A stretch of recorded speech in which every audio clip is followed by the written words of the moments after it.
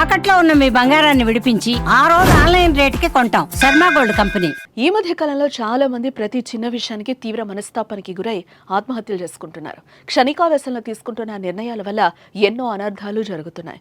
కుటుంబ కలహాలు, ఆర్థిక ఇబ్బందులు, వివాహేతర సంబంధాలు, ప్రేమ వ్యవహారాలు, ఇలా ఎన్నో కారణాల వల్ల సంచలన నిర్ణయాలు తీసుకుంటూ ప్రాణాల మీదకు తెచ్చుకుంటున్నారు. భార్య అత్తవేధింపులతో మనస్తాపానికి గురైన ఓ భర్త ఆత్మహత్య చేసుకుని నిండు ప్రాణం తీసుకున్నాడు. తన అత్త భార్యలు ఏ విధంగా టార్చర్ పెడుతున్నారో సెల్ఫీ వీడియోలో చెప్పాడు. ఆ వీడియో వైరల్ గా మారడంతో అత్తను భార్యను పోలీసులు అదుపులోకి తీసుకుని విచారిస్తున్నారు.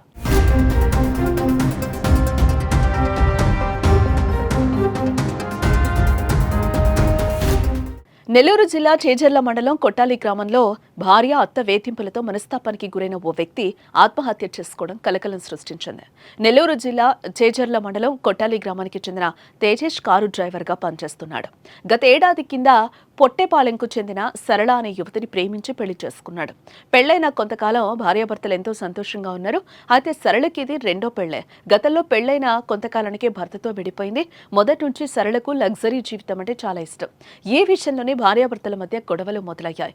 తాను ఓ సాధారణ క్యాబ్ డ్రైవర్ అని, విలాసవంతమైన జీవితం గడపడం కష్టమని సరళతో చెప్పేవాడు తేజేష్.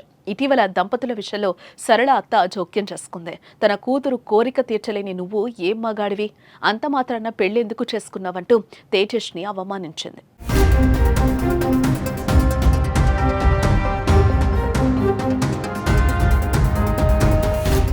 కొన్ని రోజులుగా అత్త భార్య వేధింపులు మరీ ఎక్కువయ్యాయి.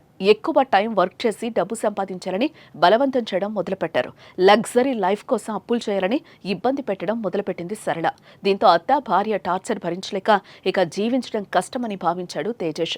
నేను ఒక సామాన్య కారు డ్రైవర్ని, నాకున్నంతలో కుటుంబాన్ని బాగానే పోషించుకుంటున్నా, కానీ నా భార్య అత్త నాకు సంపాదన లేదని, పోషించలేని వాడికి పెళ్లెందుకని తరచూ వేధిస్తున్నారని, తన మరణానికి వారే కారణమంటూ వివరిస్తూ పుట్టుపల్లి సమీపంలో గడ్డి మందు తాగినట్లు సెల్ఫీ వీడియో తీసి కుటుంబ సభ్యులు, మిత్రులకు పంపించాడు.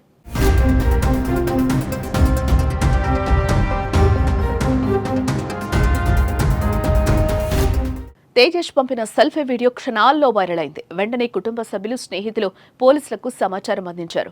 రంగంలోకి దిగిన పోలీసులు తేజేష్ కోసం పరిసరాల్లో వెతకగా అపస్మారక స్థితిలో ఉన్న స్థితిలో దొరికాడు. ఆత్మకూరు ఆసుపత్రికి తరలించి ప్రాథమిక చికిత్స అందించారు. అప్పటికే తేజేష్ పరిస్థితి విషమంగా మారి చనిపోయాడు. తేజేష్ సెల్ఫీ వీడియో ఆధారంగా అతడి అత్త భార్యను పోలీసులు అదుపులోకి తీసుకున్నారు. ఈ ఘటనపై కేసు నమోదు చేసుకుని దర్యాప్తు చేస్తున్నారు.